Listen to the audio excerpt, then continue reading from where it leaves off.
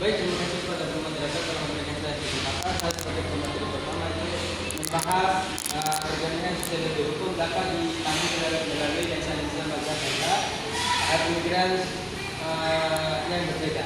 Jadi mazhab-mazhab tersebut mencakup mazhab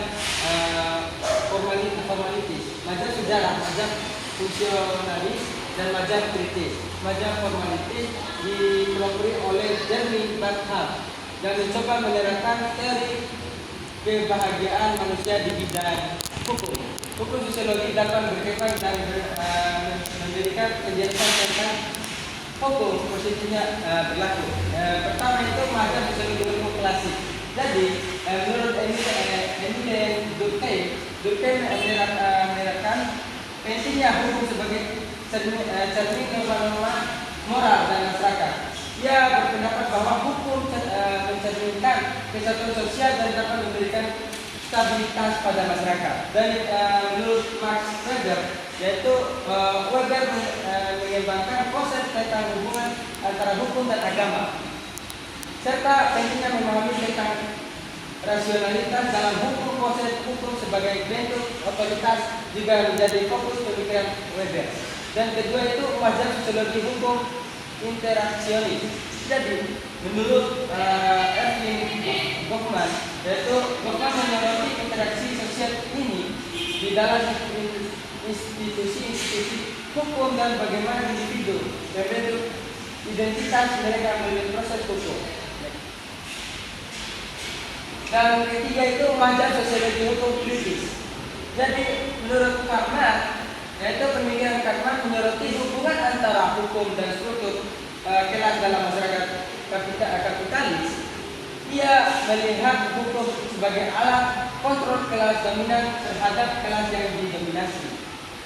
Dan menurut critical legal students, yaitu gerakan ini menekankan bahwa hukum bukanlah suatu entitas netral, tetapi dipengaruhi oleh kekuasaan dan ideologi. Mereka mengevaluasi hukum dari perspektif kritis terhadap ketidaksetaraan dan keadilan.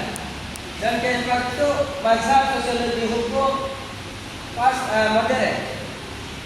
Jadi menurut James Franchios, yaitu pemikiran postmodern menekankan keragamaan dan kompleksitas dalam masyarakat dan menunjukkan bagaimana hukum dapat diartikan sebagai narasi atau cerita yang terus berubah. Dan yang kelima itu mazhab sosiologi hukum empiris.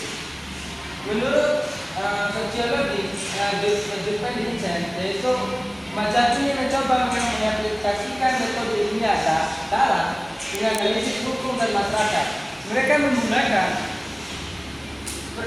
pendekatan empiris untuk memahami bagaimana hukum dan bekerja dalam.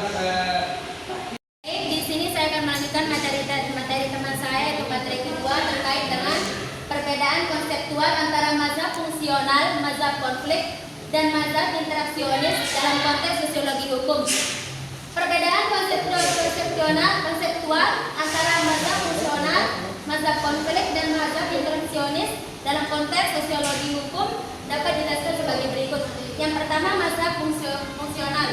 Pendekatan pemikiran mazhab fungsional menekan pada fungsi-fungsi atau peran-peran hukum dalam menjaga stabilitas dan ketertiban sosial. Yang kedua, pemahaman hukum. Hukum dipandang sebagai instrumen yang mendukung integrasi sosial dan memelihara keseimbangan dalam masyarakat. Tiga, fokus analisis, yang dimana analisisnya seringkali ditunjukkan untuk memahami bagaimana hukum berperan dalam memelihara harmoni. Baik, saya akan melanjutkan materi selanjutnya tentang kesamaan atau perbedaan pandangan antara tokoh-tokoh sosiologi hukum klasik dengan tokoh-tokoh kontemporer. Adapun kesamaannya yang pertama itu perhatian terhadap hubungan hukum dan masyarakat. Tokoh-tokoh klasik seperti Emile Durkheim dan Max Weber memberikan perhatian pada hubungan antara hukum dan masyarakat dengan menekankan peran hukum dalam memelihara integrasi sosial atau dalam kaitannya dengan struktur sosial.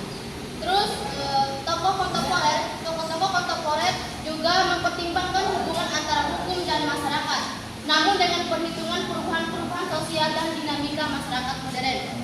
Terus yang kedua ada pentingnya analisis sosial. Tokoh klasik sosiologi hukum menekankan pentingnya analisis sosial untuk memahami bagaimana hukum beroperasi dalam masyarakat. Terus tokoh-tokoh kontemporer juga mengadopsi pendekatan analisis untuk menganalisis interaksi sosial dan dampak hukum terhadap masyarakat. Adapun perbedaannya, yang pertama adalah pendekatan terhadap struktur dan fungsi hukum.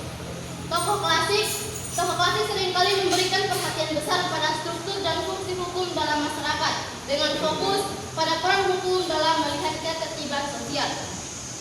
Kemudian beberapa tokoh kontemporer mungkin lebih perbedaannya. Yang pertama adalah pendekatan terhadap struktur dan fungsi hukum.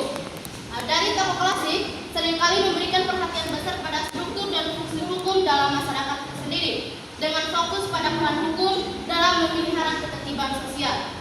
Terus dalam beberapa tokoh kontemporer mungkin lebih cenderung untuk mengeksplorasi dimensi kritis, melihat hukum sebagai alat kekuasaan atau sebagai refleksi ketidaksetaraan dalam masyarakat. Nice. Terus yang kedua ada pemikiran kritis dan postmodernisme. Tokoh klasik tidak selalu mengadopsi pendekatan kritis atau postmodern dalam menganalisis hukum. Sedangkan dalam beberapa tokoh kontemporer, terutama yang terkait dengan mazhab sosiologi hukum kritis atau postmodern sendiri, mungkin lebih cenderung untuk mempertanyakan sifat otoritatif hukum dan melihatnya dalam konteks pluralitas dan kompleksitas. Terus yang terakhir ada fokus tematik yang berbeda. Dari tokoh klasik sendiri seperti Durkheim dan Weber seringkali mengeksplorasi hubungan antara agama, moralitas, dan hukum. Dari sisi tokoh kontemporer sendiri dapat lebih fokus pada isu-isu seperti globalisasi, hak asasi manusia, dan dampak teknologi informasi pada sistem hukum. Terus di sini ada beberapa tokoh kontemporer dalam sosiologi hukum yang memberikan kontribusinya dalam memahami peran hukum dalam masyarakat. Yang pertama ada Pierre Bourdieu. Kontribusinya adalah Bourdieu mengembangkan teori praksis sosial yang mencakup peran penting hukum dalam pemeliharaan ketidaksejahteraan sosial. Terus ada Niklas Luhmann. Kontribusinya adalah Luhmann dikenal dengan teorinya tentang sistem sosial dan sistem hukum sebagai sistem otonom. Terus yang terakhir ada Michel Foucault.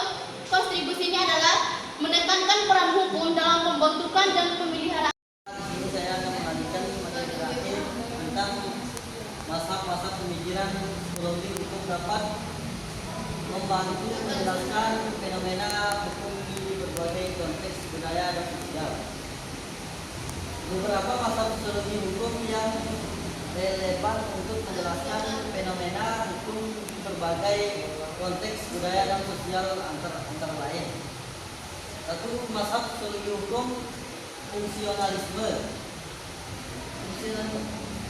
Menekankan peran hukum dalam memenuhi kebutuhan dan ekspektasi sosial.